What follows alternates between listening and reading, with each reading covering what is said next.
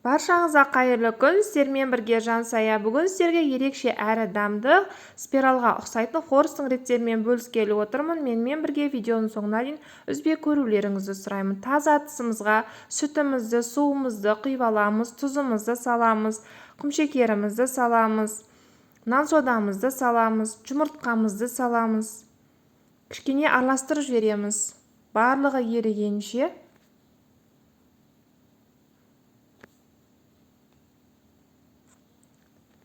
араластырып болған соң сары майымызды ерітіп алып үстінен құямыз. Сары майларыңыз қатты ыстық болмауы керек. Араластырып болған соң ұнымызды саламыз. Каналыма тіркелмеген болсаңыз, каналыма тіркеліп, қазақша каналдың одан ары дамуына септігіңіз тигізіп, төменге пікіріңізді қалдырып, лүпіліңізді қалдырып, сонымен қатар осы видеоны туысқандарыңызға, достарыңызға жіберіп бөлісе кетсеңіз, менің каналымда бұдан да басқа неше түрлі дәмді рецепттер бар. Каналыма кіріп көрсеңіздер болады.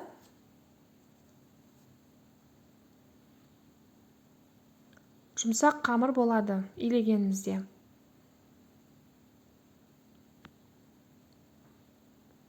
Кішкене ғана ысырамызға ұн себеміз. Қолға жабыспайтындай қамыр илеуіміз керек.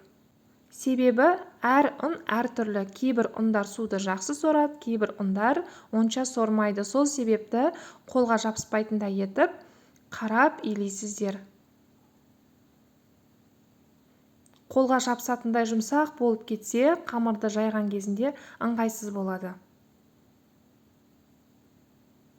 Енді 1 сағатқа қойып қоямыз мұздатқышқа. 1 сағат тұрды. Қамырымыз кішкене қатайды. 3 бөлікке бөліп аламыз.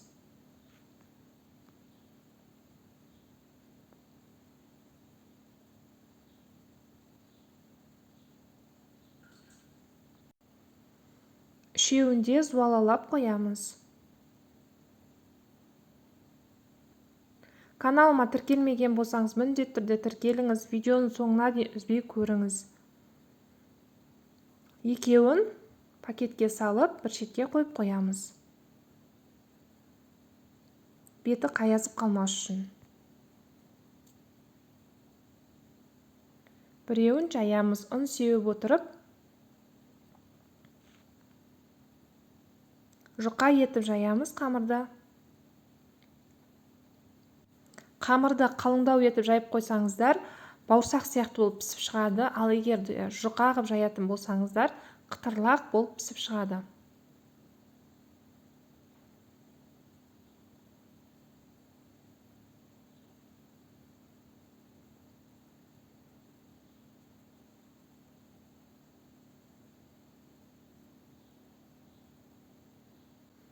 Дастарханымыз осылай көрініп тұруы керек, жұқа болғанда. Қамырымыз дайын болды.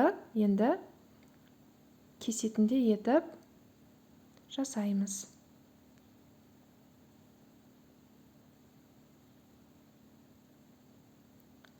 Барлығын 8 сантиметрден өлшеп аламыз, бірдей кесілу үшін.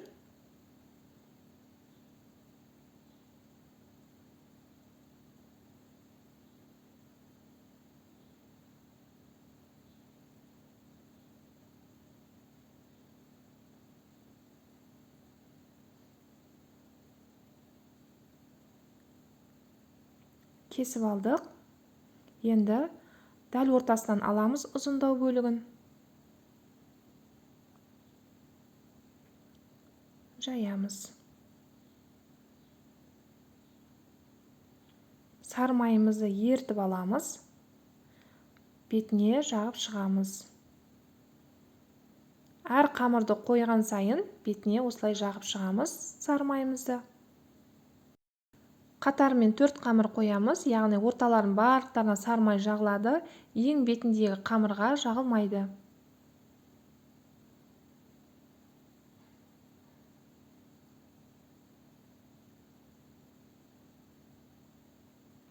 Қойып болған соң 1 сантиметрден көз мөлшермен өлшеп, осылай кесіп шығамыз.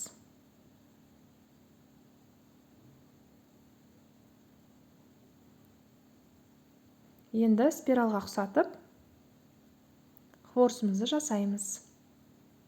Дәл мен көрсеткендей етіп, нығыздап тұрып жасайсыздар.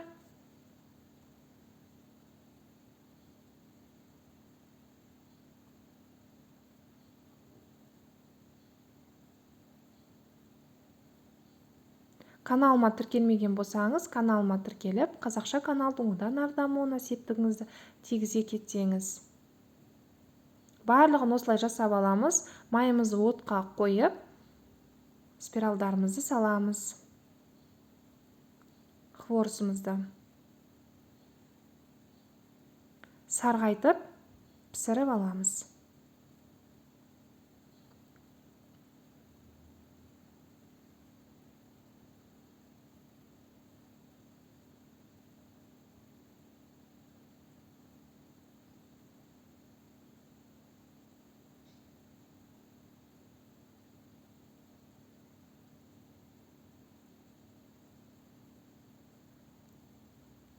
Міне күшті болып пісіп шықты. Енді сиропын дайындаймыз. Таза ыдысымызға құмшекерімізді саламыз, суымызды құямыз және кішкене ғана лимон саламыз. Отқа қоямыз.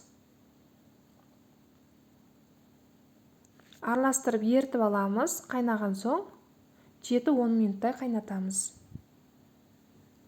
Яғни біздің сиропымыз кішкене қоюлану керек. Осылай көбейе бастаған кезде қоюлана бастайды. Дәл осындай.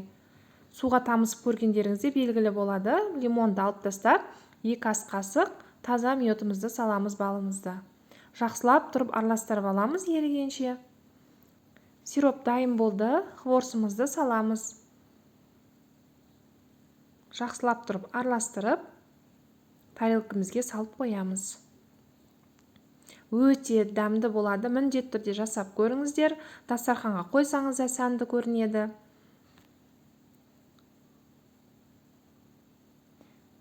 Міндетті түрде жасап көріңіздер. Сонымен қатар осы видеоны туысқандарыңызға, достарыңызға жіберіп, бөлісе кетуді ұмытпаңыз. Сән ретінде күнжіт септім. Менімен бірге видеоның соңына дейін көргендеріңіз үшін үлкен рахмет. Менің каналыма кіріп көріңіздер. Бұдан да басқа жақсы рецептер бар. Міне көріп тұрғандарыңыздай күшті таза піскен. Жасап көріңіздер. Ас болсын.